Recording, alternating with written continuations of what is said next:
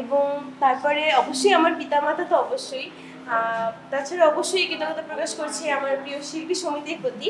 তারা আমাকে ভালোবেসে আমাকে যোগ্য মনে করেছে বলেই আজকে আমি পূর্ণাঙ্গ রূপে সদস্য হতে পেরেছি শিল্পী সমিতির।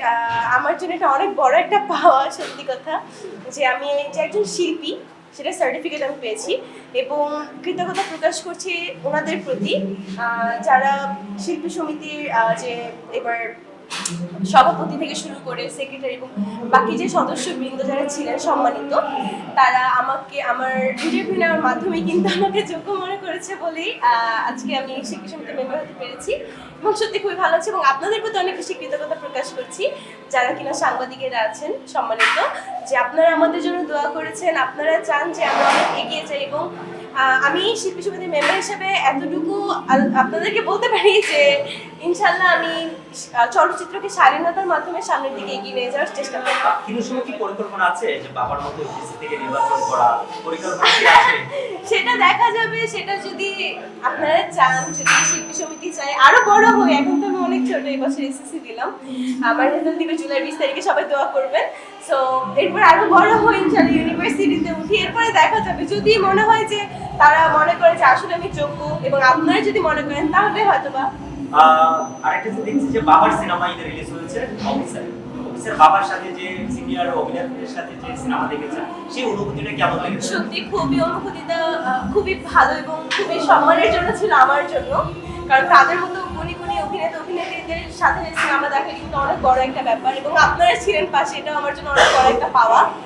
এবং আরেকটা জিনিস আমি বলতে চাই, সেটা হলো আরেকটা জিনিস আমি বলতে চাই সেটা হলো সামনে আমার একটা ফিল্ম আসছে কিশোরী, সেটা আপনাদের দেখার জন্য আগমনের আগে থেকে এটা আপনার এই পূজাতে আসবে 2 মাস পরে। কিশোরী যে সিনেমাটা, এটা কি সবাইকে হলে যে ছোট বাচ্চা থেকে শুরু করে সবাই? হ্যাঁ অবশ্যই, এটা একটা কিশোরীর উপরে। নর্মালি আমাদের মুভিগুলো কেমন হয় যে নায়ক নায়িকা বেস, বাট এটা নায়ক নায়িকা বেস কোনো ফিল্ম না, এটা একটা কিশোরীর উপরে, মানে মূল গল্পের উপরে। এটা গল্প, এখানে নায়ক বা নায়িকা এখানে কোনো আলাদা করে নায়ক নায়িকা নেই। হ্যাঁ অবশ্যই সেই হিসেবে যদি নায়ক থাকতে চায়, আমার পাপা আছে বিয়ে নায়ক, তার সাথে নায়ক হিসেবে আছে ইয়াশা হাসান।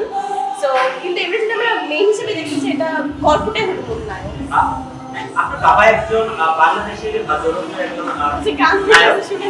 বাংলাদেশের জনপ্রিয় একজন নায়ক, আপনার বাবা। আপনার মা একজন প্রযোজক। হ্যাঁ। এখন আপনার ওনার ঘরে যে জন্ম না নিয়ে যদি কি হওয়ার স্বপ্ন ছিল, যদি না হতো নায়িকা না হতে পারতেন, তাহলে কি হওয়ার স্বপ্ন? আপনার বাবা একজন জনপ্রিয় একজন নায়ক, আপনার আম্মু একজন প্রোডিউসার, তাদের গড়ে কিন্তু আপনার বাবার এখান থেকে না হয়ে নায়িকা না, আমি যদি নায়িকা না হতাম, ওই নায়িকা তো মূল কথা না, মূল কথা হলো অভিনেত্রী যদি না হতাম তাহলে আমি কি হতাম?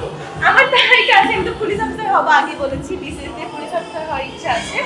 আর নায়িক, এই যে আপনার অভিনেত্রী বা অভিনয় করাটা, এটা হলো আমার হবি, যেটা মানুষের করতে খুব ভালো লাগে, সেটাকে আমরা হবি বলি। আর এই হলো মানে যেটা আমার মূল যে কাজ বা মূল যে আমি যে জিনিসটা করতে চাই সেটা হলো পুলিশে চাকরি করতে চাই, একদম এমন ভাবে যেন আমি মানুষের সহায়তা করতে পারি এবং আমি আমার পাপার মতো কোনো স্বার্থবিহীন ভাবে মানুষের সহযোগিতা করতে চাই। বাংলাদেশের কোন নায়িকার কাজ দেখা হয় আপনার? সকলের কাজ দেখা হয়, কারণ সকলে অনেক ভালো।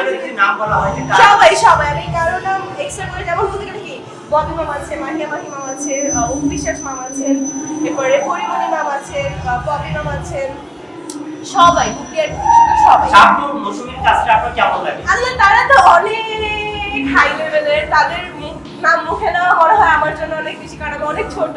তো তারা তো অনেক সম্মানের আমার কাছে, অবশ্যই তাদের ওখানে খুবই ভালো লাগে। সবাই তো স্বপ্ন মনে রয়েছে, সবাই তো স্বপ্নকে ফলো করে। এখনকার ইন্ডাস্ট্রিতে যারা আসছেন সবাই স্বপ্নকে ফলো করেন, মৌসুমীকে ফলো করেন। সেই বিষয়টা নিয়ে আপনার কোন সিনেমাটা তোমার দেখা হয়েছিল আপনার?